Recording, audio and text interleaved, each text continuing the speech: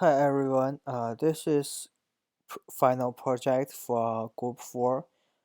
To be honest, we have learned lots of interesting and useful knowledge from this class this semester. And here is the most important and useful thing that we want to share with you. So let me do our group member introduction first. We have three group members in our group. Uh, we are Pei Wenchen, Shuo Wang, and Tai Chun Luo. So as you can see, all of us are major in actual science. We like the pretty like the numbers. Dealing with numbers is pretty fun, and our interest is to buying and selling the stock to get profit or lose. So here is the background of our project. So our project is to choose the equity ratio of stocks by analyzing the minimum variance.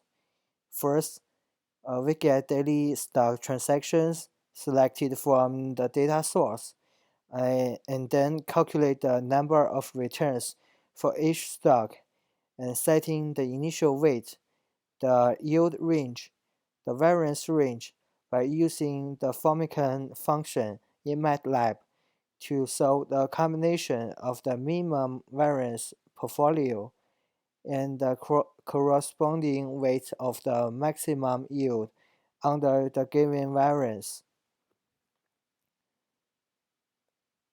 And next part, I will do a relation analysis. So there is definitely a relation between correlation coefficient, the variance, and the risk. It's basically like the higher the correlation coefficient we have, the greater the variance we will have. Thus, we will also get a higher risk. Conversely, the smaller the correlation coefficient we have, the smaller the variance we will have, and thus we can get a lower risk. So you can see this is the most basic knowledge for this project. Our calculation is based on this relation. And for the second one, when the correlation coefficient reaches the maximum, the combination variance is the largest. And when the maximum correlation coefficient is 1, we have this formula. You can see this. And so this formula is for like a combination of standard deviation equal to individual asset weighted average standard deviation. And this indicates that the combination of risk equal to the weighted average of the combination of the asset risk, that which is when the yield to asset perfect positive correlation to risky assets cannot be fully offset each other. So this portfolio cannot offset any risk. And for the next one, so you can find they are similar when the correlation coefficient reaches the minimum, the combination variance is the smallest. And when it's equals to -1, we have this formula. So this formula. So you can see these two formulas are familiar, are similar.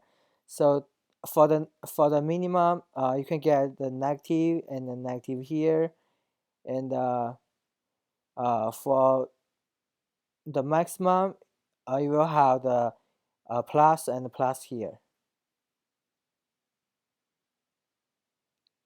and so this formula is when the variance reaches minimum value, possibly even to 0. That's when the yield of the two assets have perfect negative correlation between the risks can be fully offset or even completely eliminated. Thus, such a portfolio can maximize offset risk. And for the fourth section, so in the real world, it's impossible if the two assets are completely positive or completely negative. The majority of assets have each two imperfect correlation. For example, correlation coefficients is less than 1 and greater than -1. But in most cases, it will greater than 0. And therefore, we have for this formula for here, this is the standard deviation of the portfolio. For this one is greater than 0, but less than the standard deviation of the portfolio for each weighted average rate of return on assets. Therefore, the portfolio can be spread risk, but not completely eliminate the risk. So at the next section, I will introduce to explain you for our codes. So at first, we are using 450 times 9 Excel form as our data point. So those data are the 9 SP500 component stocks we look from the official website. And then we set the path for our data, and then we use MATLAB read function to let MATLAB input those data. Since data is 450 times 9, so we need MATLAB to read the data from A1 to I450. So at next, it will convert imported data from cell to matrix. And at last, we set risk-free rate to 0.0125. So for next one, we set mu as a 1 by 9 matrix of 0 and weight as an initial weight. After this, we use a loop to compute average returns on each stock, and then we let mu equals to mu prime, and sigma equals to the covariance of whole data points.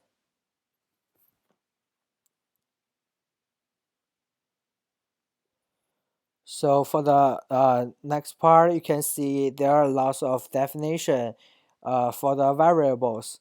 So at this part, we set variance as a function handle for computing the portfolio variance, and A1, B1 as linear inequality constraints, and AEQ1, BEQ1 as linear equality constraints. And also we have W1 as a 300 by 9 matrix storing the optimal weights, and the RET as a matrix of the given expected returns. So then we use another loop, which we use the Formican function to find the local optimal weights. And at the last part of our course, we use a loop to compute the portfolio variance under each given expected returns. So basically, these are the whole MATLAB codes that we have for this project. And here is the results.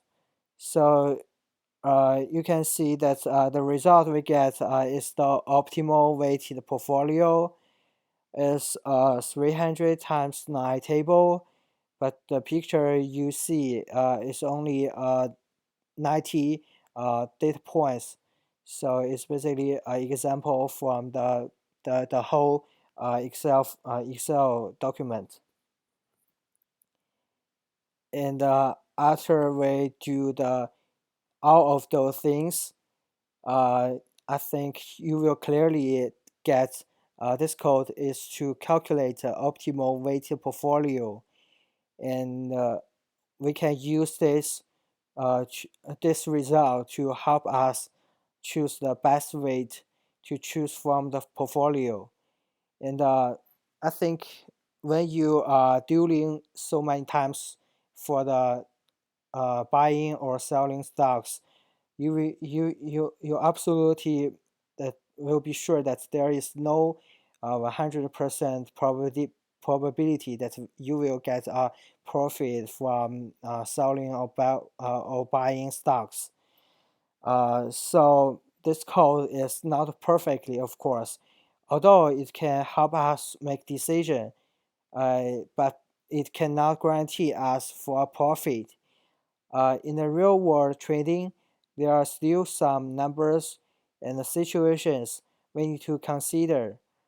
So I think that's the whole final project for our group. And I hope you can know something new from our video. And thank you for watching. Have a nice summer.